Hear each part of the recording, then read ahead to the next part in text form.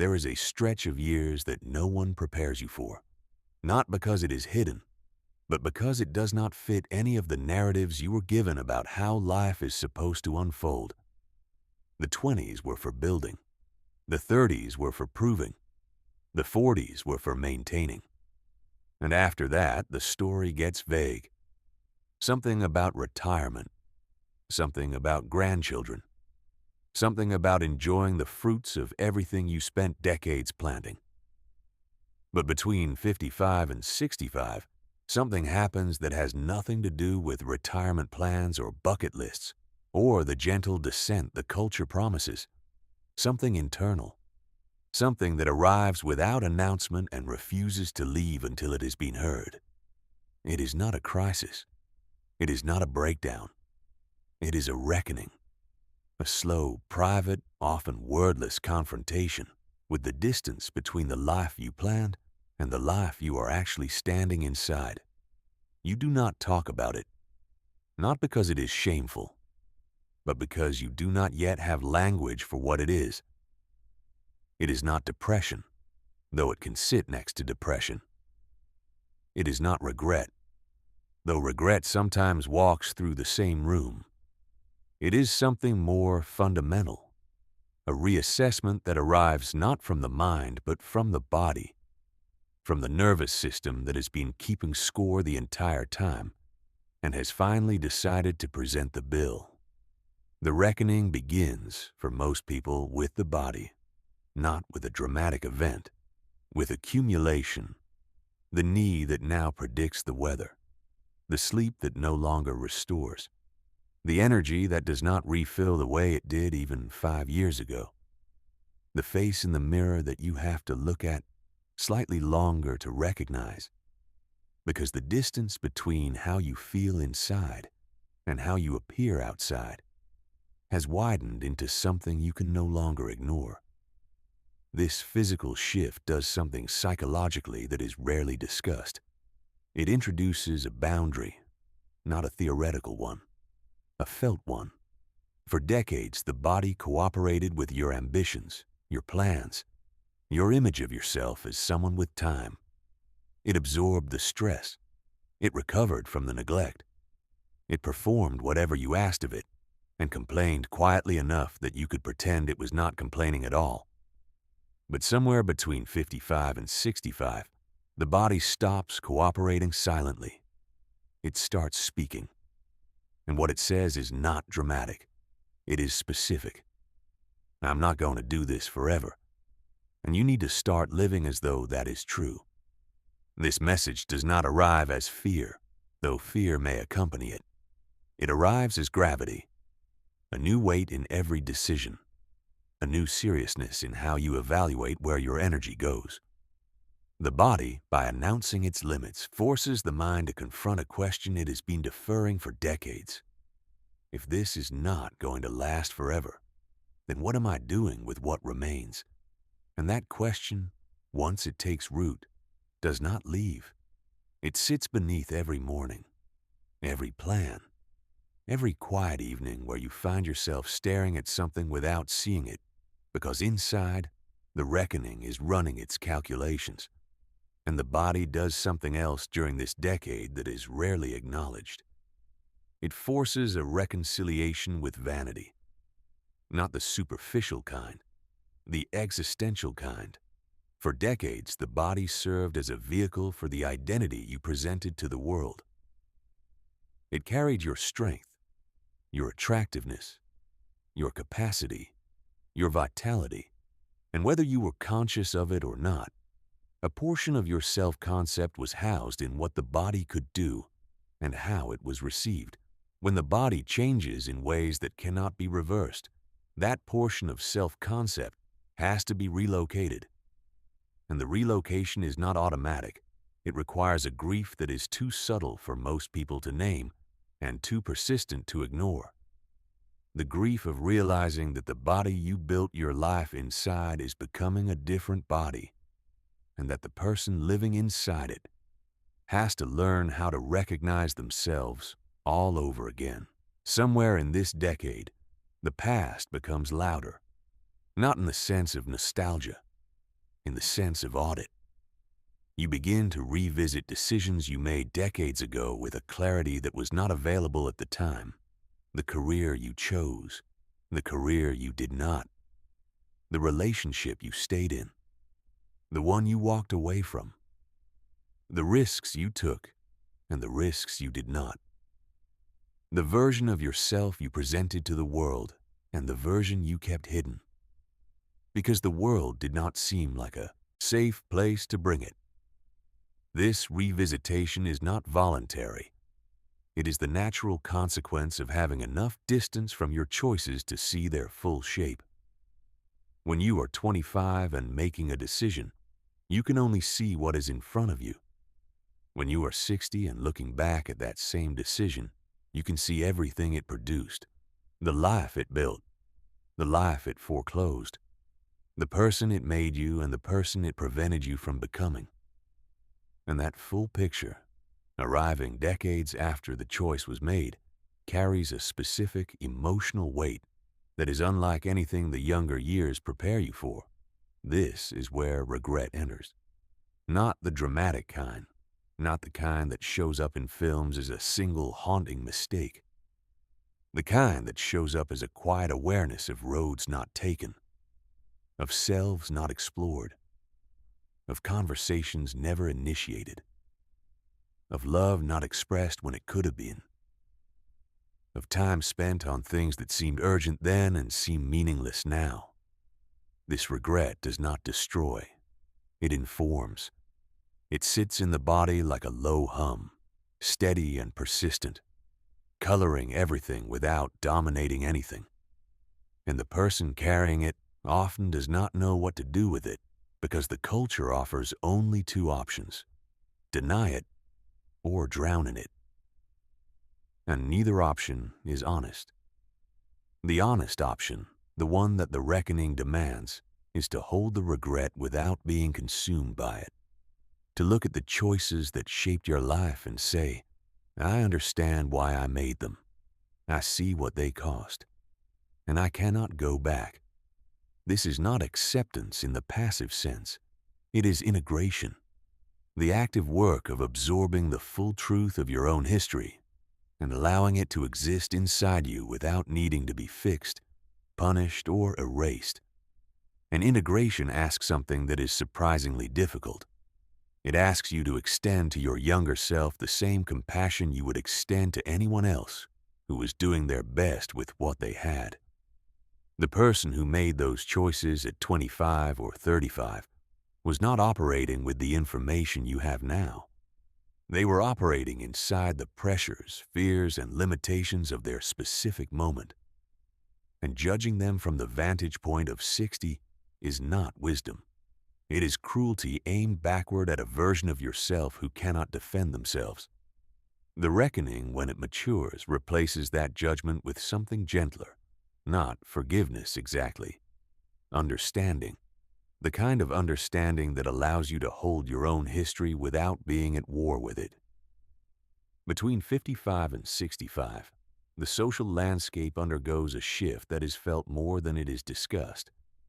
People begin to disappear.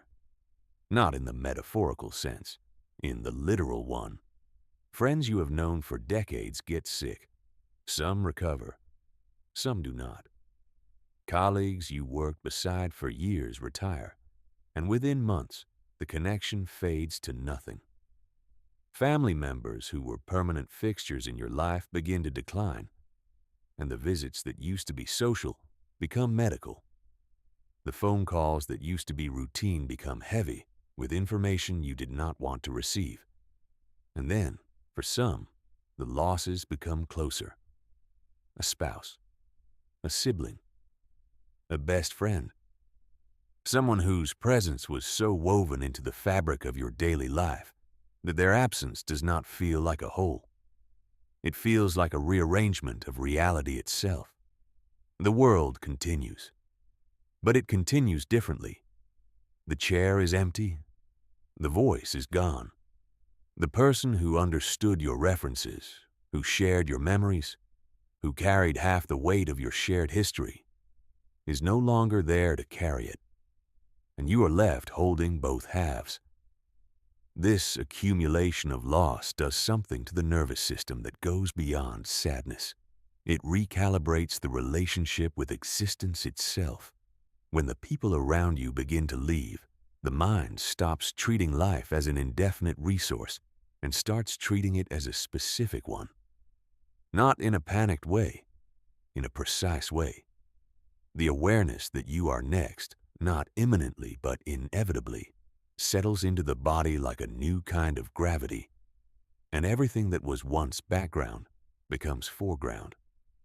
The quality of a morning, the warmth of a meal shared with someone who is still here, the sound of a voice you have been hearing for decades and suddenly realize you have been taking for granted. This is not morbidity. It is a clarity that only loss can produce, and it is one of the defining psychological features of the reckoning. The understanding that the things you have been postponing may not have as much runway as you assumed, and the quiet urgency that follows, not to do more, to be more present, more honest, more willing to let the people you love know what they mean to you before the opportunity to do so is no longer available. And there is something else that loss teaches during this decade that is almost never spoken about. It teaches you who you are, without the people who helped you define yourself. When the friend who knew you at 20 is gone, you lose not just their presence, but the version of yourself they carried. When the parent who remembered your childhood disappears, a piece of your own history goes with them. No one else on earth knows the specific details they knew. No one else can confirm the memories they held. And you realize, standing in their absence, that parts of who you are were stored in other people. And some of those people are no longer here to give them back. The reckoning also turns inward in a way that the earlier decades rarely demanded. It asks a question that the busy years successfully deferred. Who am I without my roles? By 55, most people have spent decades defining themselves through function. Parent, professional, provider, partner, caregiver. These roles were not just activities, they were identity. They answer the question of who you are every morning without you having to ask it yourself. But somewhere in this decade, the roles begin to shift. Children are grown. Careers are winding down. The responsibilities that once organized every hour of your day begin to thin. And what is left when the roles peel back is a question that can feel more terrifying than any crisis you have faced.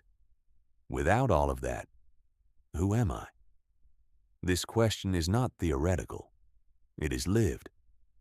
It shows up on a Wednesday afternoon when nothing is scheduled, and the silence in the house feels less like peace and more like confrontation. It surfaces when someone asks what you have been up to, and you realize the honest answer is nothing, and you are not sure whether that is freedom or loss. It arrives in the mirror, in the pause before sleep, in the gap between who the world needed you to be and who you actually are, when no one needs you to be anything. The people who avoid this question fill the space with activity, more volunteering, more projects, more scheduled obligations designed to replicate the structure that the earlier decades provided. And there is nothing wrong with this.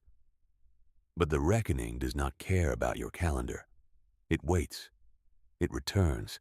It sits in every unoccupied moment and asks again, not cruelly, patiently, who are you now? Not who were you? Not who did the world need you to be? Who are you when the noise stops and the roles are quiet and the only person left in the room is you? And this question is particularly difficult for people who were good at their roles, who built their identity not from vanity but from genuine investment in the people and responsibilities they served. The mother who poured herself into raising children she is proud of now sits in a quiet house, wondering what her days are for. The professional who defined themselves through work they loved now wakes without a destination that carries the same weight. The partner who organized their life around someone else's needs now faces the unfamiliar question of what they themselves need. These are not people who wasted their lives. These are people who gave their lives fully to things that mattered, and the reckoning does not punish them for that. It simply asks what remains when the giving is done. And the answer, when it comes, often surprises them, because what remains is more than they expected. It is just quieter than anything they have been trained to recognize as enough. There is a passage through the reckoning that does not involve answering the question perfectly. It involves tolerating it, because the truth that this decade reveals is that identity is not a fixed thing that was supposed to be figured out by now. It is a living thing. And in the space between 55 and 65, it is being asked to do something it may not have done since adolescence. To reform, to shed what no longer fits, to grow in a direction that has nothing to do with achievement or responsibility, and everything to do with the honest expression of what remains when everything non-essential has been removed. This reformation does not look impressive from the outside. It does not produce titles or accomplishments or public markers of progress. It looks like a person sitting alone more often, reading differently, walking more slowly, letting conversations reach depth instead of managing them toward resolution, saying no to things that would have been automatic a decade ago, saying yes to things that would have been dismissed as impractical or indulgent, picking up an interest that serves no purpose other than the fact that it brings something alive that has been dormant for years. It looks to the uninformed observer like slowing down, but from the inside, it feels like something else entirely. It feels like arriving, not at a destination, at a version of yourself that was always underneath the performance, but never had the room to exist. This is the gift hidden inside the reckoning. Not comfort, not certainty. Permission. The permission to stop building and start inhabiting. To stop proving and start being. To look at the life you have constructed and decide, honestly and without apology, which parts of it are yours and which parts were always someone else's expectations wearing your name. To keep what fits, to release what does not, and to discover, perhaps for the first time since you were young enough not to know any better, what it feels like to live a day that belongs entirely to you. The reckoning does not end with a resolution. It does not produce a clean answer or a tidy epiphany. It produces something more useful than either. It produces depth. The kind of depth that only comes from having looked at your own life without flinching, from having held your regrets without drowning in them, from having watched the people around you leave and chosen to stay present rather than retreat, from having asked, "Who am I without my roles?" and survived the silence that followed. People who have moved through this decade carrying the reckoning rather than running from it often describe the same experience. That something settled. Not overnight, not dramatically, but across months and years, something inside them stopped fighting, stopped performing, stopped measuring itself against the expectations of a world that was never designed to validate what they are actually becoming. And in that stopping, something opened, not a new ambition, not a new identity, a willingness to be exactly what they are, unfinished, imperfect, carrying a history that includes mistakes they cannot undo and choices they would not repeat, and still, somehow, finding that the person standing at the end of all of it is someone worth knowing, someone who deserves the years that remain, someone who has earned, through sheer accumulation of living, the right to stop explaining themselves and simply exist. If you are in this stretch of years, or approaching it, or looking back on it, the weight you feel is not a sign of failure. It is the weight of a life being examined by the person who lived it. And that examination, while uncomfortable, is one of the most important things a human being can do. Not because it produces answers, because it produces honesty. And honesty, after decades of performance, is the closest thing to freedom this life offers. If this put words to something you have been feeling without language, you are not alone. This channel is a space for the experiences that shape us most deeply, but rarely get named. If this meant something to you, consider subscribing so these conversations continue to find you. And if you are willing, leave something in the comments. Not a summary, not an explanation, just whatever is true. Because the reckoning asks for honesty, and this is a place where honesty is always enough. Thank you for watching.